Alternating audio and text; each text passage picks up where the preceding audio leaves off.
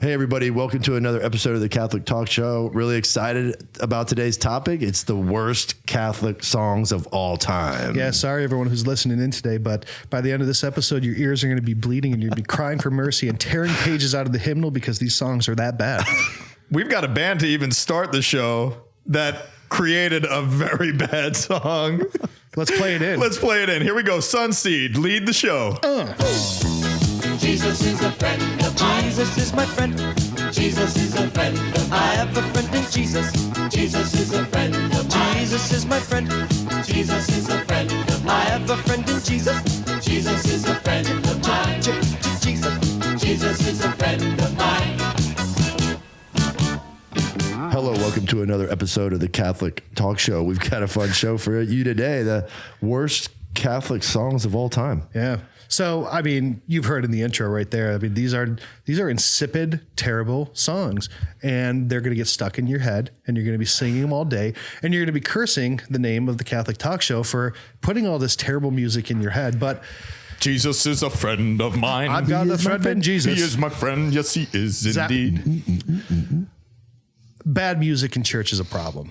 Yeah. Let's just come out and say it straight. It's distracting. It's distracting. It's a problem. And the people in charge of most parishes' music are terrible at it. They're not good. They're old. And that's okay. Being old is great. But when you're old, you have no idea what young people want. And when you try to think that young people want sunseed, and that's what you think are going to get people in the church, you're flat wrong. Jesus is a friend of mine. Yeah. But we've got to be charitable. Their intentions are so good. Let's be charitable, Sheil. Yeah, but their intentions are great, but the road to hell is paved with good intentions, and the road to shitty music is paved with good intentions. It just is. It's just bad taste, you know. Well, you know, you're always going to be, if you're trying to be the bride of any age, you're going to be the widow of the next. And right now, we are the widow of the 60s and 70s liturgical movement in our churches. We are that widow because we married that age.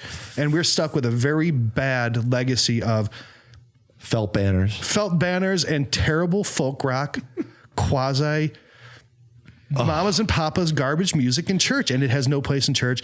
And I want all of these songs that we're going to play today, I want them ripped out of every hymnal because they're that bad.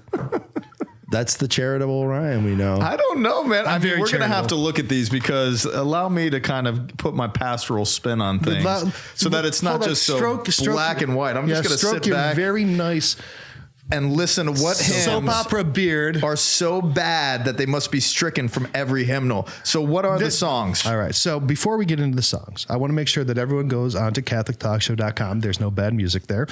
And make sure that you go there and subscribe to us on iTunes and on YouTube. It really helps us.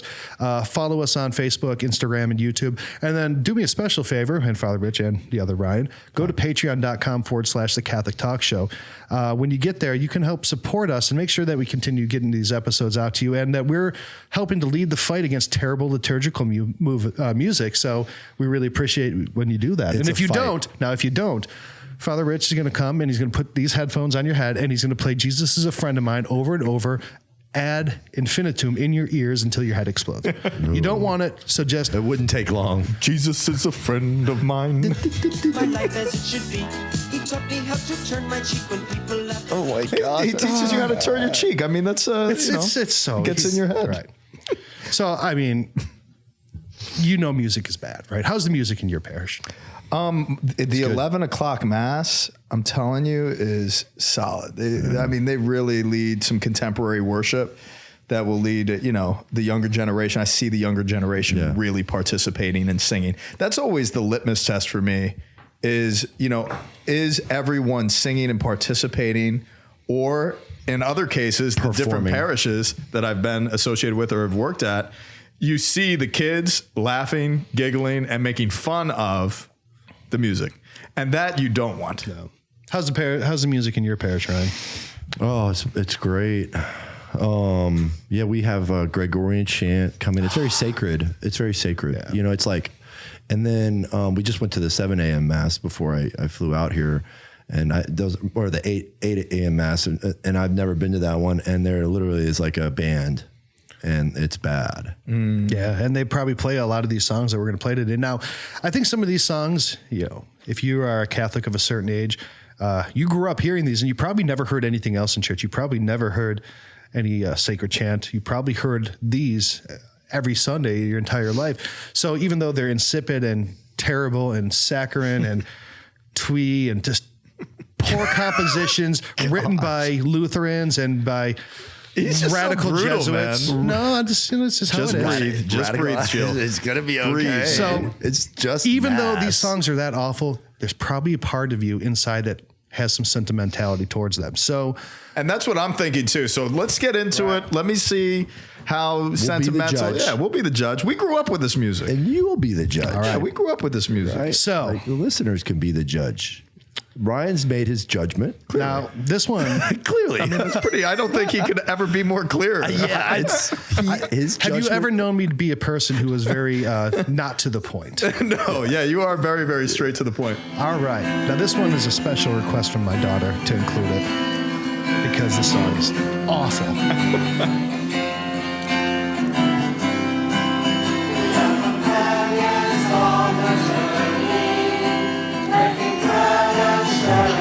Companions on the Journey. I don't think I've ever heard that. I've never heard that one. Oh,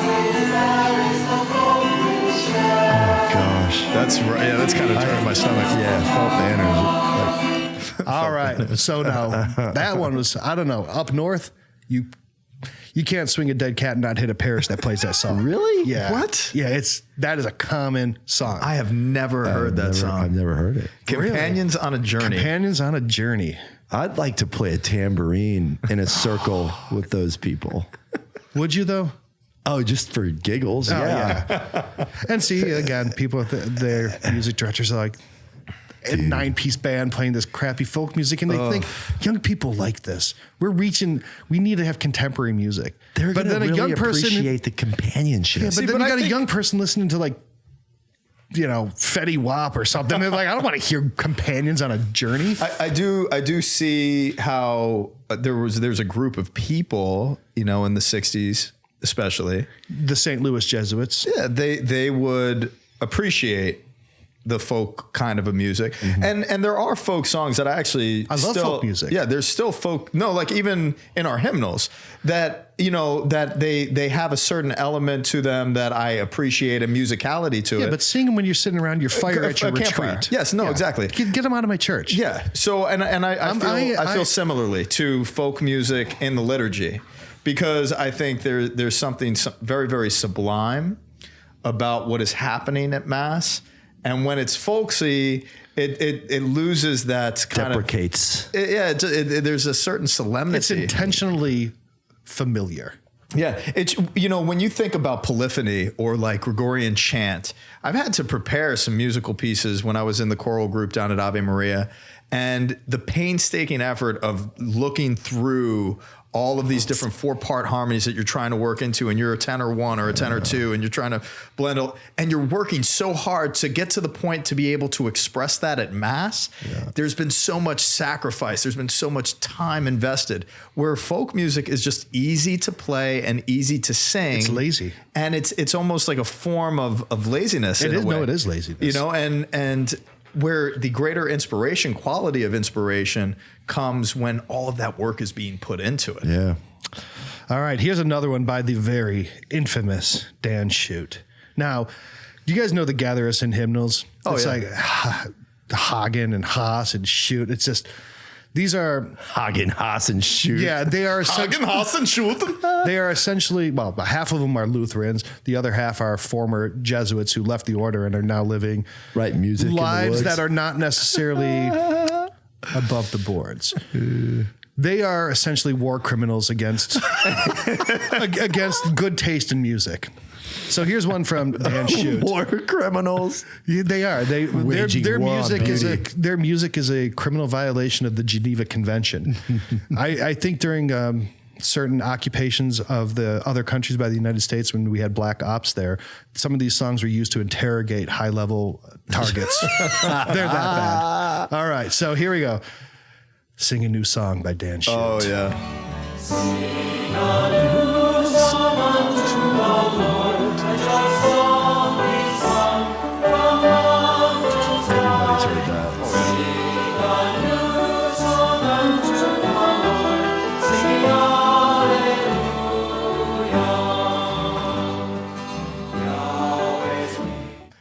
That is terrible. Singing hallelujah. No, I think That's terrible. Oh, it is. It's not. It's not definitely in my book as something that I enjoy singing at Mass, but I do sing it. So communally, I want to participate because full active and conscious participation. You will sing it. And I'll sing it. I will sing that. If you're interrogating somebody. If I want to break them Where's down the money, Lebowski? psychologically. Where's the money, Lebowski? I'm going to sing it to you again. Song Unto the Lord. No, I genuinely have a comment about this one. Okay. And it's a positive comment because you are so harsh and critical. And you are so loving. Black and white. And the thing is there's sentimental value to the song because of the communal aspect of how everyone knows it and everyone typically sings Everyone knows it. Baby Shark. It doesn't mean it's good. My daughter loves that. But no, there's a sense of people all singing it. It doesn't mean that it's good. Yeah.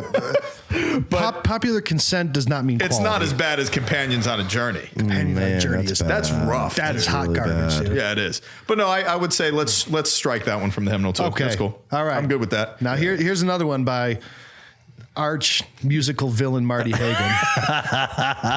And I'm sure Marty Hagen. Sheila, you're such a riot. I'm sure he's a great guy. I'm sure a lot of these people are nice. He's a great guy, but Marty Hagen, you are a bad musician and a Lutheran, and I keep your bad musical Lutheran music out of my liturgy. We should put him at the ecumenical forefront of the church that he could work on ecumenical relationships. He's Ecumenism. just so. We've tried it. Anyway, song. All right. We Remember by Marty Hagen. Oh yeah. Oh man, that's bad.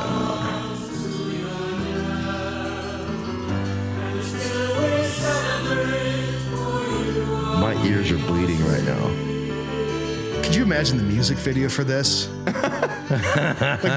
Marty Hagen dressed up like Bryan Adams, staring out over an ocean, wind through his hair. Dude, we should get together and shoot music videos. Yeah, let's go to the beach this. tonight. That would be so funny. Video. Okay, stop. Really, seriously. We believe. Seriously, stop, please. Stop now. But we're gonna have to tie him to the chair like Odysseus, when he was going up against the sirens. Odysseus. Odysseus. Odysseus.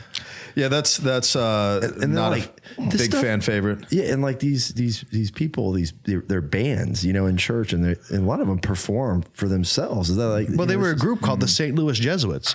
They were a musical group. They had they put out records that sucked. Yeah, I want to go and find one of those records. and then then do Ryan- something very nice. I will go hella hogging with you guys if we can, skeet shoot these records. I would do that. That would be pretty fun. That would be actually. great. Yeah, just Actually, have somebody throw them up in the air and just. I'm actually really good at skeet and trap. Good.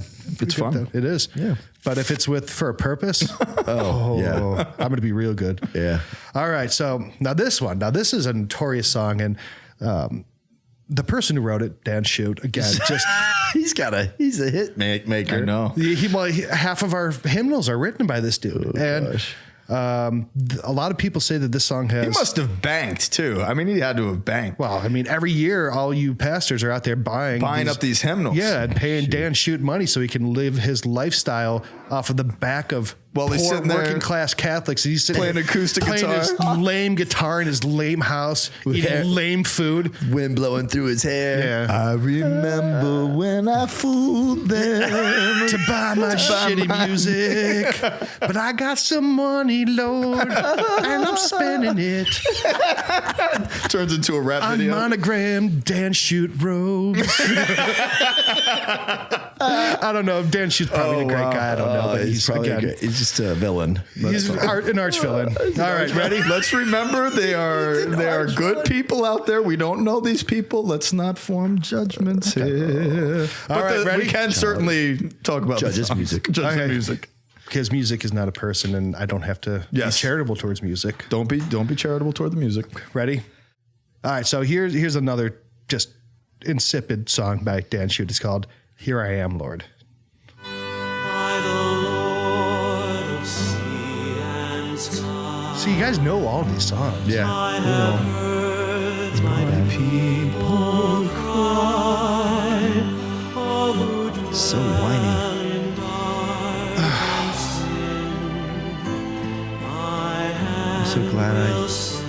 Wasn't in that generation.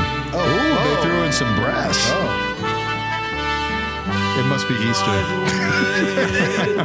So here's a little special Easter version of. We're gonna throw in a little. I can't. I'm sorry. I can't listen anymore. It's. Thank you. Stop. Oh my gosh. It's terrible. Again, I would say that because I have Isaiah. Yeah, and there's some lyrics there that are okay, but communally, I've had times at Mass where we've sung that and it's okay. Yeah. But again, it's not as bad as others that we've already evaluated. All right. And I wouldn't go, if I was a music director, I would never select that to sing at Mass. But it's not like I'm considering, okay, maybe leave it in the hymnal, maybe. Oh, you're getting soft on me. It needs to be taken out back and shot. Yeah. That's what this thing needs. You won't take it out there to Corpus Christi? That's a dead dog right there, boy. Hey, here I am, Lord. Look over there. Big shout out to Corpus Christi. There's all the farms. Just look over there. Here I am, Lord. It's okay. Just look right over there. Look. Just picture the rabbits. Here I am, Lord. Oh gosh. Anyway, this is a painful. So episode. it seems like what we've got going on here is a theme. It's almost like a really awful tennis match because it just keeps going back to Dan Schutt and Marty Hagen, like volleying back and forth for terrible songs. And they're dominating the music of the church. They really are. Across the board. They are. So here's a big deal. Gather us in now. Oh, yeah. This is one of my least favorite. Is this the one where you go dancing? No, this is the one that he stole from Gordon Lightfoot. Now is the darkness. Yeah, this is definitely one that I do not like. See in this space our fears and our dreams. Gosh, that's terrible. Brought here to you in the light of this Totally day. ripped off of the wreck of the Edmund Fitzgerald. Gather that song. us in the lost and I don't know the song ripped off. Gather us in I the believe you. I just don't know. I just haven't heard that song. Oh, it's bad. to us. That's pretty awful. Yeah, that is rough. Dude. Oh, dude. All right, now here's one. Which is the one where it's like, come dance in the forest. Lord of the Dance. The Lord of the Dance. Does anyone actually play that in church? Oh, Yes, yeah. dude. Really? Oh, Yeah. I've never heard of It was at a wedding that I did. Oh god. What kind of wedding? It was a family wedding, believe it or not. And the bride. They're probably destined to fail as a gonna couple. listen Oh, to yeah, they're going to hear this in the I love you guys, but I already told them. I'm like, Dude. guys, but it was a sentimental thing. Blah, blah, blah, Of course blah, Are blah. they Irish or something? Well, it's just the parish that they grew up in. They sang it all the time.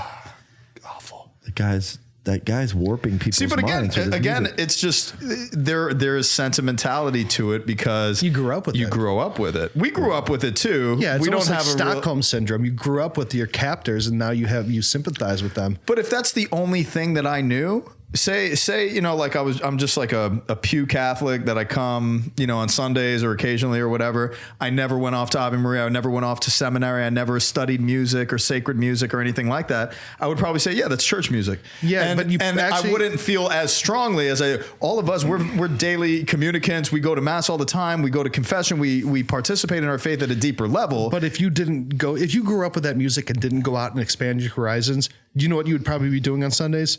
Not going to church. That's a good true. possibility. It's a good possibility. Bad music in the liturgy is one of the biggest reasons that people stop going to church. That's good. That's a very good point. Valid point. Because they come to Mass for something transcendent and beautiful and a communion with God in It's heaven. hokey. It's hokey. It's just totally hokey. Lame. No, it's true. Terrible It's true. experience. No, it's it doesn't absolutely feel true. holy. It doesn't feel special. It doesn't feel other. It feels just like. Dude, bad music. My pastor at St. Bernadette, big shout out to Monsignor Bart Smith. Is that in DC? Yeah. Yeah, you took me there. It's a great church. I was a youth minister there. I knew the budget, right? He spent all the money on liturgy and music and all that. And people came from all over. It's a no-brainer. And they said that's why they came. It's a no-brainer. 20 miles, I know. I mean, it's DC. Hiring. Now, this one's going out for all you people who went to probably Steubenville and got a degree in sacred music and then couldn't find a job and are now working at Kinko's. It's terrible. I've heard a lot of people do it. I don't think there's Kinko's anymore. Yeah, they buried Kinko's. Yeah, wow. FedEx or whatever job you're doing and not doing what you were trained to do. Every pastor out there, go and find these people and hire them. They're worth their weight in gold. Hiring a good music director who's studied it, who's bringing beautiful music to, and it doesn't have to be Gregorian chants. It doesn't have to be plain chant. It doesn't have to be polyphony. It doesn't have to be anything like that. It could have been written last year, but it has to be good. And it has to be done with intentionality so that there is a worship towards God, not a performance. A big shout out goes to my band in Miami, Epic the Band. I'm their formation advisor, and I've been a type of spiritual director, and Bishop Delgado in Miami's taken them on. Now he's more of their formal spiritual director, but I'm still in charge of formation, and we're working through Sing to the Lord documents, and we're going to be writing some liturgical pieces for Mass together, and we're going to be working on a number of things, which I'm very excited about. But, when we were that's praying an example together, of new music that's done the right way. yes. Right. And it's clear that it doesn't need to be something that was done 400 years ago or 600 years ago. There's an element of that when it's introduced, people are touched by it. So there needs to be a little bit of that. But to sing a new song to the Lord, not like that. Yeah. It's important that we're developing. So a big prayer and support for our musicians and our artists that are out there today. There's starving artists in the world, in your communities, that you can really bring in. And the church needs to be the patron of good art. And good music. Amen to that. Quit being cheap. Amen to Mother that. Church, quit being cheap. Yeah. Quit saving more money to have a better bingo night and hire a good music director. Yeah, and instead of having capital campaigns for millions of dollars to put marble and all these huge, renovations in for millions and millions of dollars, put it into music. Yeah. Keep it simple, but keep your worship space simple, but to truly enhance the liturgy. Now, even St. Francis never spared gold for the altar. I'm of the mindset. Keep your worship space beautiful. Keep your administrative spaces simple. But John Vianney was the same way. He would not spare on liturgical vestments or anything like that. But at the same time, greatest goods that you can, if you're in a poor parish, right? If you're in a poor parish, where do you invest? You don't invest. The liturgy? You invest in the liturgy. Right. You may have a wooden altar. Oh, absolutely. I agree. You may have a wooden altar. That's fine. We have a wooden altar at Resurrection. It's a beautiful altar. It's not the most ornate altar. We don't have any marble. We can't afford that. Yeah. And I'm sure there's parishioners there that could afford different things, but it's like, let's ask those parishioners to invest in what is most important, which is the liturgy. Mm-hmm. A hurricane comes through, an earthquake comes through, a fire comes through, all that stuff is ruined. The liturgy will never be ruined. All right, so we got a couple more. Now this one is so bad it's good. This one is so bad that I actually... Oh, I can't wait. It's like... You ever get a bruise and you keep on pushing on it because it hurts, but it kind of is interesting to push on a bruise? That's what this song is like. That's very graphic. It's kind of messy, yeah.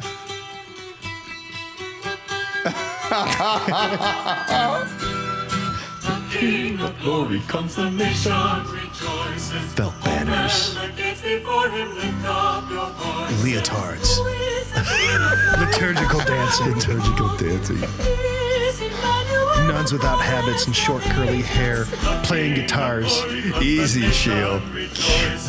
Okay, you can stop it now. Do you know what ruined that song for me? One, it's a terrible song. Hold on. Here's what ruined that song for you. It was written. That's what ruined that song for you. Now you might have a secondary reason. I'm willing to listen, but I was not led that point. Stephen Colbert, CCD. He was he did a video a while back. Oh, it's funny. And he was in a CCD classroom in his church because he used to teach CCD. Yeah. So he did this dancing rendition of the King of Glory. I can never, ever listen to that song without thinking of his face and his dance moves to the King of Glory and not lose myself laughing. It's happened. I know, and it's awful. It's an awful song. Yeah. It's an awful song. All right. Well, here's another one. The King of Glory comes. Table of Plenty by Dan Shute. Dan Shute is back. Ooh, she had a nice little trill there. Yeah. Her talent is wasted on garbage music. She has a nice voice. She does. Yeah, but that's like... Never mind. See, look, Sheila is showing charity and restraint. That's impressive. I don't want to get this show. That is not normal for you. Well, this show is rated PG. So Well, you did say shitty. Yeah, you did use it. You don't have to renounce it. Ryan, how dare you? I see You're the you one said who it. forced him to. All right, that's enough. That's Okay, enough. that's good. That's enough. That's good. Stop. I don't know where. She's a good singer. Terrible song. Two singers. Okay, I can't. That's good. That makes it twice as bad. How do you guys in a dark place? I am, man. I'm depressed. I know. I'm stretched. I know. I mean, there's like darkness mentally rolling in. Yeah, I know it's true. Over the mountains. There's clouds coming in. Those are the clouds of Clouds desolation and terrible in music. sunny California, in Southern California. This is a rarity. All right, here's we got symbolic. 2 left. You guys got it left Can we in just you? do one more? No. All right, 2 more. Okay. Michael John Talbot. Oh. Be not afraid.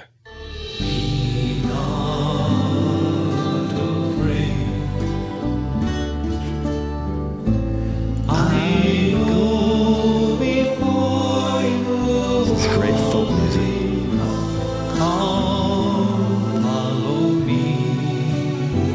It's like the same group singing all these. No, it's just every terrible song sounds the same. Videos that are with them The are only terrible. there was a Michael Talbot song because he actually came to a parish of mine and did the mission. He did a great job. He did a Doesn't he very good job. have like his own religious order of one? It's kind of strange Yeah, because they wear habits and they sell things that they, yeah. So there's a and little bit. They wear habits and sell terrible music. No, let me say this though. Talbot, he's a good preacher. He had a good message. And musically, like he's very talented. He's very, very talented. And he's got a beautiful voice. So when it came to his mission, I actually appreciated it. I enjoyed it. I got some stuff out of it. Yeah. But the thing that there was only one song in truth that I loved that Talbot did that I used a number of times early on in my ministry as a youth director was on confession and God's mercy. And the lyrics were beautiful and the music to it was beautiful. Again, it's not something that I would put in the Mass, in the liturgy for Eucharist. I would not do that. But for a retreat setting, a meditative song, whatever, a fireside, reflection of examination of conscience or whatever in the mercy of God, that song I would have, I'd still use because it was very good. But most of it is very folksy. These songs, the problem is that they're played because number one, either it's lazy and this is just what we've been doing for the last 25 years. 2, or worse, they think that young people actually want to hear this. And I don't think that's the case though, bro. Either. I don't think that's, I think it's easy and it's free. Yeah. And it's, not free. They have to pay, all that. These music directors have a death grip on the music and liturgy and they're not letting go. They're not letting any. There's a renewal that's been. But it's not happening fast enough. It's not happening fast enough. But here's the thing too. I had the kids at the high school I worked at, St. Joseph Academy. And I'm forming these kids. We do a retreat, we do adoration, and I'm installing them as Eucharistic ministers, right? I got delegation from each of the parishes, and the idea is we install them, they can serve at school, but the whole idea is that they're Eucharistic ministers in their community, because that's the whole point of forming them and commissioning them. So they're going to like shut-ins and hospitals, those sorts of things? Yeah, they're participating in Eucharist to the sick, to the needy, and then most importantly on Sunday at Mass. And so as extraordinary? Yeah, extraordinary minister of Holy Communion. How many are there? At my old parish, yeah. It's a huge parish. Okay. St. Elizabeth Ann Seton. Because sometimes I go to church and there'll be 100 people and 12 Eucharistic and that's ministers. Ridiculous. I literally did that count 2 weeks ago. Yeah. About 120 people, 12 Eucharistic ministers. And that's like a 10-to-1 ratio. Yeah, and that's not extraordinary. And that's not what the church instructs. Like we shouldn't be doing that. But at the same time, like with this, you need extraordinary ministers of Holy Communion because it's a large parish. Yeah. You're looking at maybe 45 minutes or so, 30 minutes. Yeah. If you're distributing communion, only the ordinary ministers of Holy Communion, priests, deacons, etc. So with this situation, the girl goes back and she's so excited about being a minister. And she goes to sign up with this lady and she refuses her. And it's all based on this has been my ministry. Oh yeah. And we don't want to let it go. And there's a sense of that in every respect, even in the priesthood, bro. Oh yeah. Even in the priesthood, there's guys of certain generations. They Baby don't boomers. Baby boomers. They don't want to let It's a human go. trait. It's a human trait. It's like we want to control our territory. Yeah. We don't want to be threatened by a new idea or a new innovation. Status. Yeah. And I'm in charge Well, of something. I think one of the big problems is that generation oversaw all these changes that instituted these things. And they have the feeling that all the things that they fought so hard to get into liturgy or get into the culture of the church, as soon as they die or let go, they're going to get wiped out. So they're holding on to them with a death grip because they know that those things are not going to last. And the second that these bishops or these music directors or these pastors are out of the way, the next generation is going back to more traditional practices. And they are fighting that to the last breath, and it's a losing battle for them. But that's what's going on. There was a rat race, right after Vatican II, of just expressing themselves in the liturgy. There was pizza and beer masses. There were all sorts of clown ministries and big head things, and and different weird dances in the liturgy. Unlike the stanky leg ministry. The stanky leg. Dude, the stanky leg. Oh my gosh. I want to belong to that parish who does the stanky leg. That's so funny, dude. No, but unlike, for example, the African communities. And I have a huge Nigerian community. There's a lot of different African countries represented in communities in my parish right now. And they did at the Feast of the Epiphany this beautiful procession with the gifts, and they danced all the way up to the altar to give. It was one of the most spiritual things. That's custom. Right? That's lowercase t. Well, like Cardinal Arinze would say, that is the proper place for liturgical dancing when it arises organically out of the community. Yes.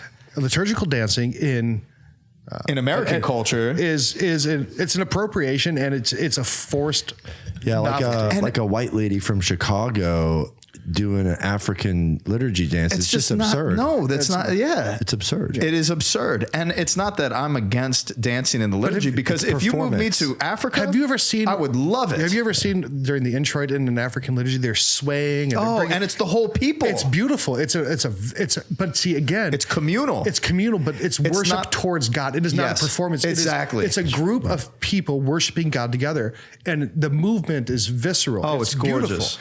Here, it's three people control the parish, and this chick wants to dance because she likes dancing, and they control the liturgy, so they let them, and everyone else is like, oh my, it's brutal. It's brutal.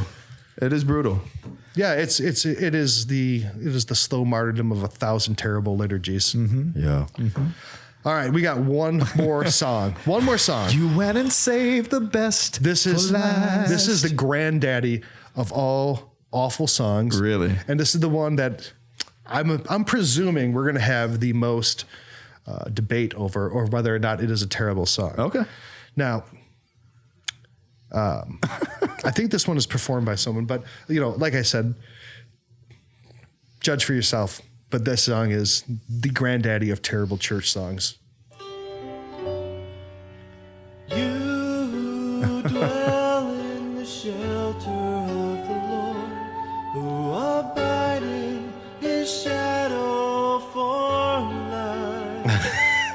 Just the way you're saying it. Yeah, you selected somebody that's singing it. That's a little. Did I? My rock in whom I trust. Here we go. Okay, we're going to debate this. Oh gosh, look at the hawk. It's an eagle. No, I was like, I'm seeing it that bar. It looks like a hawk instead of an eagle. Okay, I get it.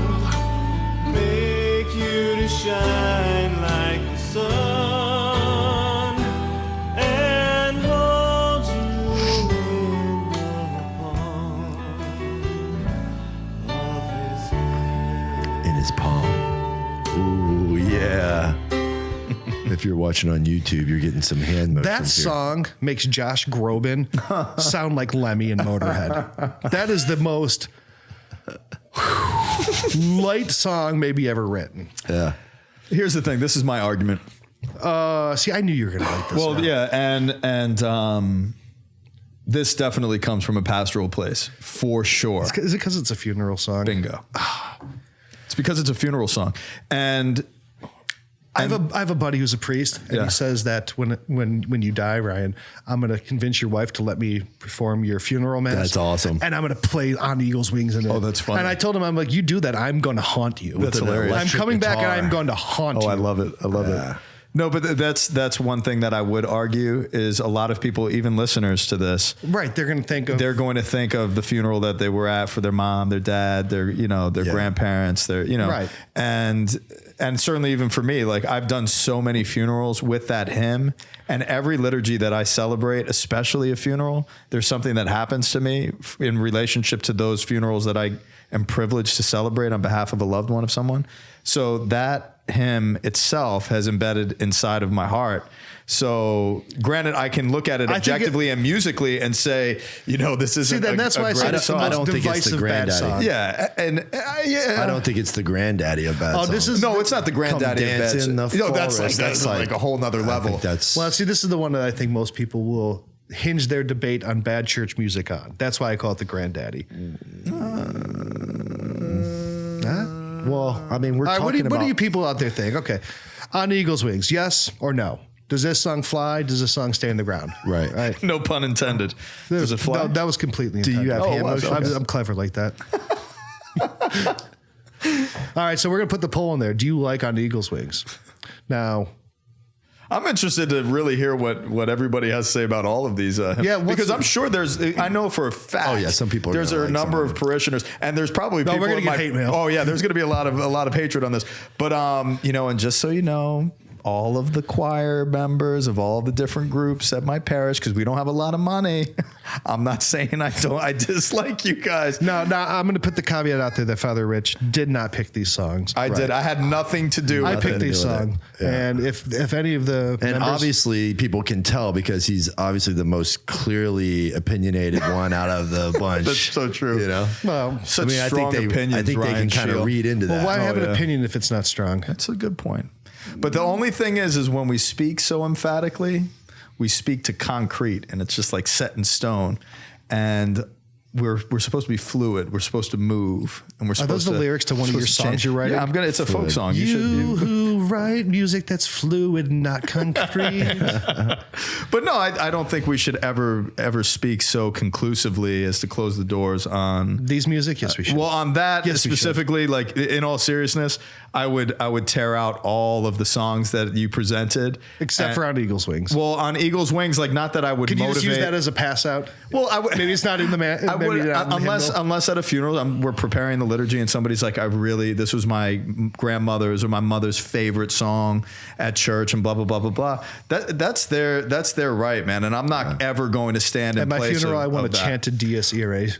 I want a Dies Irae at my funeral. Absolutely. I want the most brooding dirge you can get. Oh man, I want a Requiem Mass. Yes. I'm leaving money in my will for black vestments. Mm-hmm. So for whatever priest who celebrates my funeral, if he doesn't have black vestments, you got some now, Padre. And since we're talking about that, I would like a Requiem Mass and black vestments, and I would like to be secretly buried at Mission Nombre de Dios in St. Augustine. Secretly. Yeah, because we're not allowed to bury anybody out there. It's not a secret now. Me and Ryan are going to have an Irish funeral for you, get really drunk. Yeah, that's cool. I'm totally cool with that. There. It's going to be like Weekend at Bernie's. Exactly. Yeah, please do that, guys. Seriously. I don't need a headstone or anything. I just want to be buried out at the mission grounds, man. Just put me near my mama, Our Lady of La Leche, and I would be very, very happy. It's cool. Yeah. All right. That's cool. Well, we're not going to give you the Inquisition today because I think you've been tortured enough. I think everybody's been tortured. So all you listeners out there, if you're still alive, if you still have your faculties of hearing and you're not bleeding from the eyes and the ears, I apologize for doing this to you, but I think it was a necessary thing so that we could put a necessary evil. It was a necessary evil so we could shine some light on the dark corners of the church hymnals. The dark corners. Let's get some new music out there. All right. Well, pray for Epic. pray for all these different, music ministers that are coming up through the ranks. They're beautiful. Yeah, find some good ones out there. So, again, make sure you go to CatholicTalkShow.com, subscribe to us there, follow us on all the services, go to patreon.com/Catholic Talk Show. Help support us, make sure that we can continue making these episodes. And we really appreciate you listening, even if it is at the expense of your hearing and your sanity and soul. We love you. We love you. Hey, how about this? Why don't we give him something nice to play him out? Okay, that sounds like a great idea. Why don't we give him a little bit more sunseed? Oh, that's perfect. All right, see you guys next time. God bless. He taught me how to pray and how to save my soul. He taught me how to pray raise my God and how to save my soul. The music may sound different, but the message is the same. It's just an instrument to praise his name.